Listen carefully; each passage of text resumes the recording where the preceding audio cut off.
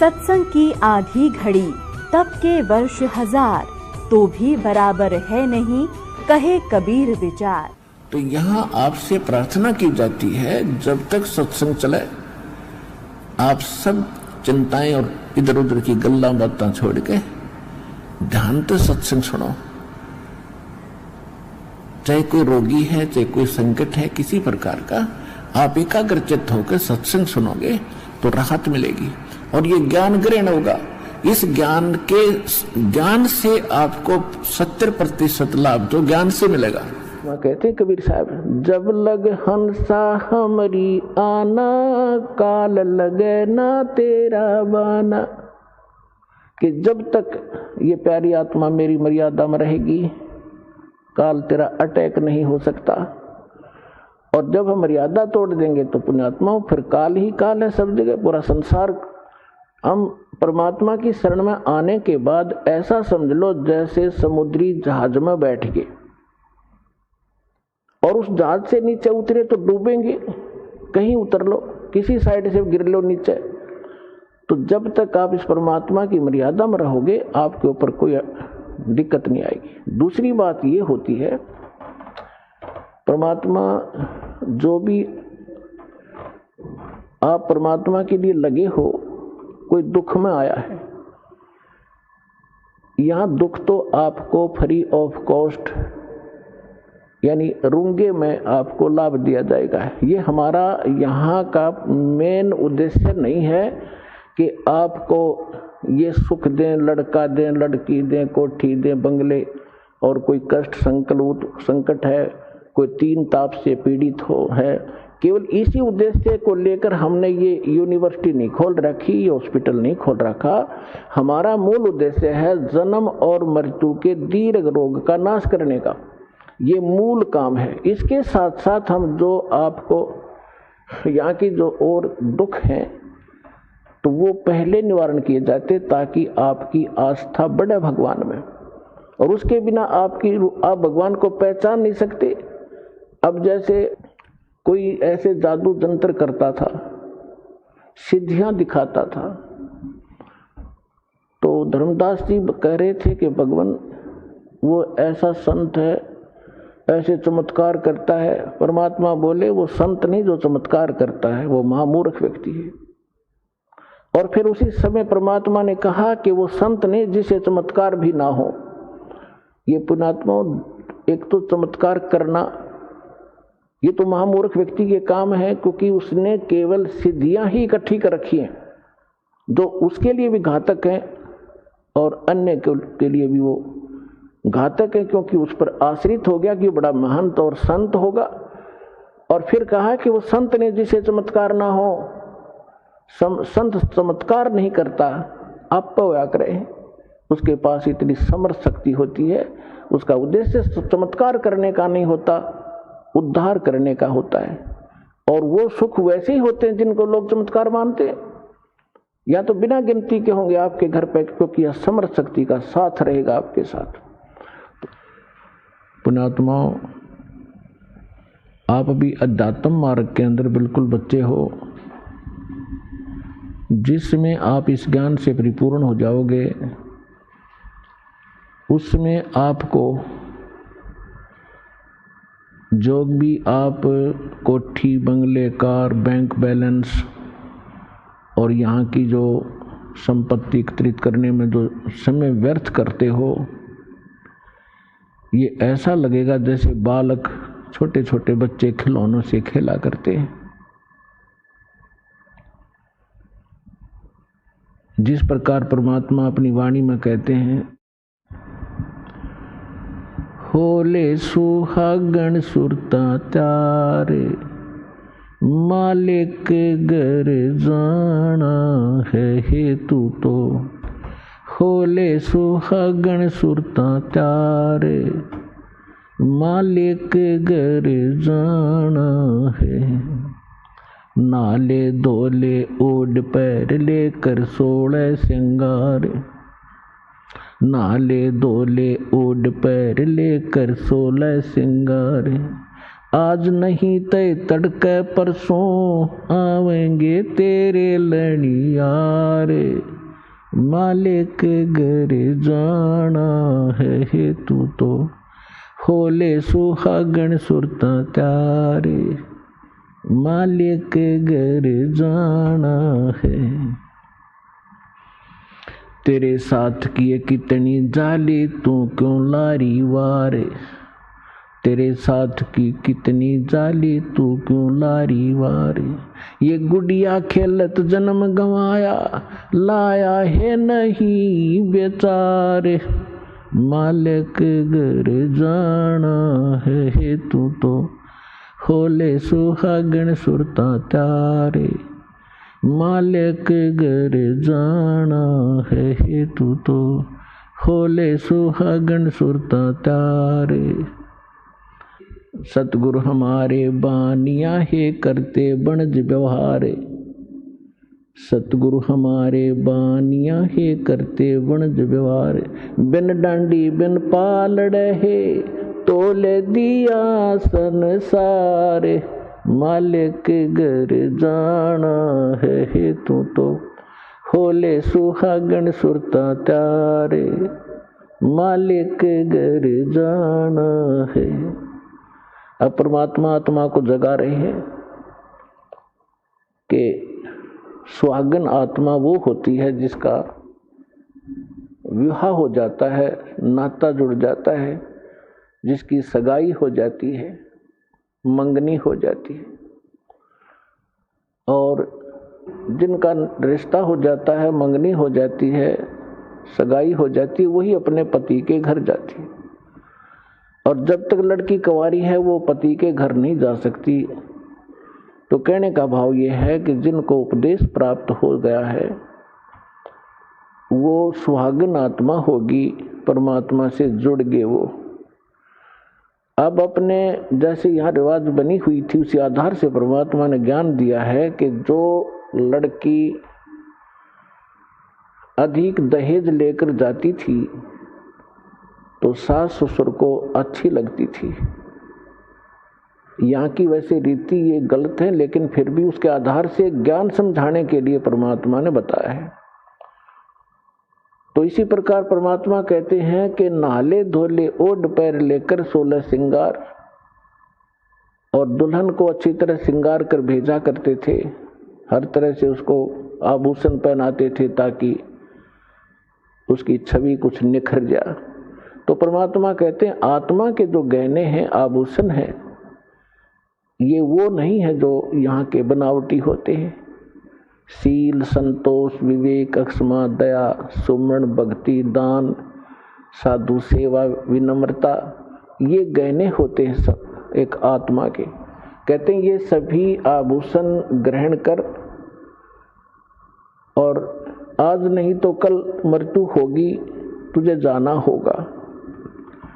फिर बताते हैं कि तेरे साथ की कितनी जाली, जिन महापुरुषों का मोक्ष हुआ, जिन्होंने जिस सत्र की साधना की वही क्योंकि इस कबीर परमात्मा के ज्ञान से तो उस समय कोई परिचित थे नहीं कि कौन कौन मुक्त हुए, ना वो विश्वास मानते थे कि सचमुच ये मुक्त हुए हैं। हम किन को मुक्त मानते थे? ध्रुव, प्रहलाद, मीरा बाई आदि जितने, तो उनके उदाहरण देकर बताए जाते हैं कि तेरे साथ की कितने जाली, ध्रुव, प्रहलाद, मीराबाई आदि ये महापुरुष, और तुम क्यों लारी वार। और गुड़िया खेलत जन्म गंवाया, तने लाया नहीं विचार। अपने आत्माओं, जब तक ये तत्व ज्ञान से आप परिचित नहीं होते तब तक आपको यहाँ की कोठी, यहाँ के बैंक बैलेंस, बढ़िया गाड़ी, गांव में प्रभुता और खूब आदरमान हो, ये बहुत अच्छे लगते हैं। जिसमें आपको ये ज्ञान होगा उसमें आप देखोगे आपकी आत्मा एकदम यहाँ से उल्टी हो जाएगी। आपको अच्छे ही नहीं लगेंगे। ये कैसे नहीं लगेंगे? जैसे अब तो बच्चे ऐसा नहीं खेलते, अब तो सीधे स्कूल जाने लग जाते हैं, 3-4 वर्ष के होते हैं उसको स्कूल भेज देते। पहले पुराने समय में क्या होता था कि छोटे छोटे बच्चे खेलते ही रहते थे। छोटी लड़कियां हमने विशेषकर देखा, जो बड़ी लड़कियों का विवाह हो जाता था उनके लिए घर पे टेलर बुला करके उनके कपड़े सिलवाए जाते थे, और उन कपड़ों से बचे हुए कटपीस, छोटे छोटे 2-2, 3-3 इंच के कपड़े होते थे, टुकड़े, उनको छोटी लड़कियां उठा लेती थी और वो नकल किया करती थी। क्या नकल करती थी कि जैसे पहले क्या करते थे, हमने देखा हमारे विशेषकर ये रीति थी कि लड़की जब अपनी ससुराल जाती थी उससे पहले उसका दूसरचार करते थे, दहेज। उसमें कहते थे 30 कपड़े, सूट, तिल बोला करते, आगे वालों की यानी आगे ससुराल वालों में किसी सासू की, नंद की, पीतस की, तायस की, दादस की, ऐसे, और फिर वो आगे वालों की, और 20 लड़की की, वो अलग अलग कपड़े रखे जाते थे। तो वो लड़की छोटी सी क्या करती थी, उन छोटे छोटे टुकड़ों को इकट्ठा करके और ऐसे ही अलग अलग रख लेती थी कि ये 30 आगे वालों की, ससुराल वालियां की, और ये 30 अरे गुड्डा बनाती है, गुड़िया बनाती, उनका ब्याह करती, उनके साथ खेला करती थी। और उस जो उसने रखे हुए थे ना छोटे छोटे जितने टुकड़े, जिनको वो सूट मान कर रखे हुए थी, उनमें से कोई दूसरी बहन या भाई निकाल लेता 1-2 उस टुकड़े को, तो इतना बुरी तरह रोया करती, पैर पीटा करती, हाय मेरी तीड़ उठा ली, मेरा सूट उठा लिया। जब उससे पूछा करते थे कहाँ से उठा लिया, कि ये 40 थे, आज इसमें 2 घट गए वो टुकड़े। और जब वो बेटी युवा हो जाती है, उसका विवाह होता है,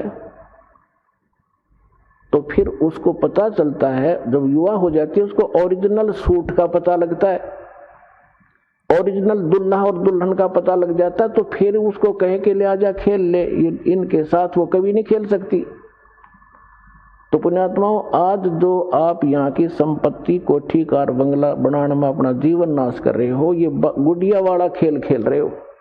और जिस समय आपकी ये मैच्योर हो जाएगी, आपकी बुद्धि, आपके विचार परमात्मा के अध्यात्म ज्ञान से, फिर आपको कोई कहेगा ना ये कोठी बना ले, बंगला बना ले, आज एक प्लाट दिवाऊं, नोगा बस भाई, ये तो सतलोक में प्लाट खरीद देंगे, यहाँ तो बतेरे खरीद लिए। कहते कोट जन्म तन भर मत होगे, कुछ ना हाथ लगा रे, कुकर सुकर खरबया बोरे, कौआ हंस बुगारे। कोटि जन्म तू राजा की, ना मिटी न मन की आशा, भिक्षुक होकर दर दर घूम्या, मिला न निर्गुण रासा। इंद्र कुबेर ईश की पदवी, ब्रह्मा वरुण धर्मराया, विष्णुनाथ केलपुर को जाके फिर भी वापस आया। असंग जन्म तन मरता होगे, जीवित क्यों न मरे, 12 मद महल मुठ बोरे, बहुर न दे धरे।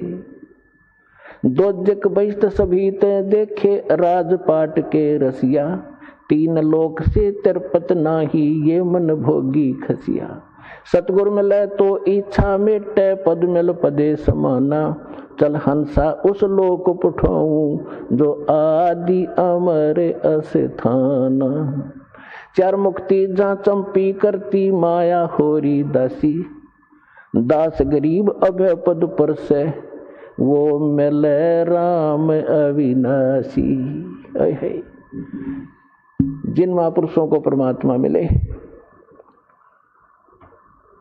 और स्वयं परमात्मा ने आके हमें जो यथार्थ ज्ञान बताया, वो हम तक पहुंचा नहीं, जिस कारण से हम भक्ति करके भी निष्फल रहे और 100 कष्ट हम भोगते रहे और साधनाएं भी करते रहे, क्योंकि हम साधना उन असमर्थ भगवानों की करते रहे जो हमारे भाग्य को परिवर्तन नहीं कर सकते थे। तुम कौन राम का जपते जापम, तात कटे ना तीनों तापम, समर्थ का शरणाग हो, रंग होरी हो, कबू न हो ऐ काज राम रंग होरी हो। समर्थ का शरणाग हो, यानी समर्थ की शरण में आओ, तब तुम्हारे घर में सदा खुशी बनी रहेगी या होरी बनी रहेगी। और कभू ना हो अकाज राम रंग होरी हो, कभी अकाज नहीं होगा, कोई आपके घर में दुर्घटना नहीं हो सकती। देखो, कर्म के संस्कार आपका प्रेशर जरूर डालेंगे। जैसे आपने भक्तों के अनुभव सुने, कैसे कैसे जुल्म ढाने चाहे काल संस्कार ने, और परमात्मा ने हट एक तरफ 2 सेकंड में टाल दिए सारे। तो जब तक आप परमात्मा की मर्यादा में रहोगे, कबीर भगवान की में, आपको पूरा साथ देगा। यदि आपने मर्यादा भंग कर दी, आपने कोई परमात्मा का नियम तो भंग कर दिया, तो उस समय काल का दाव लग सकता आपके ऊपर। और अन्य भक्त ये सोच रहे होंगे कि ये दीक्षित था, इसके साथ ऐसी घटना क्यों घट गई। तो पुण्यात्माओं, इसके साथ साथ आपको बहुत सावधान किया जाता है कि देखो, कुछ भक्त ऐसे होते हैं, दीक्षा ले रखी है, मर्यादा भी तोड़ रखी है, फिर भी सुखी महसूस होते हैं। अभी उसका कोई भाग्य का ऐसा दुष्कर्म नहीं है जो उसको चोट मारने वाला है। और एक ऐसा भक्त है, दीक्षा ले ली है और नाम तोड़ दिया है, खंड हो गया, तो उधर से संस्कार ऐसा कमजोर आ गया कि उसकी मृत्यु होनी है, वो मृत्यु होगी। और दीक्षित भी था, लेकिन दीक्षा नहीं थी, क्योंकि नाम खंड हो गया। पावर काम तब तक करेगी बिजली आपके घर पर जब तक आपका कनेक्शन जुड़ा रहेगा।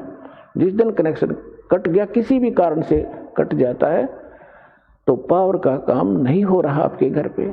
उसके लिए परमात्मा कहते हैं कबीर साहब, जब लग हंसा हमरी आना, काल लगे ना तेरा बाना।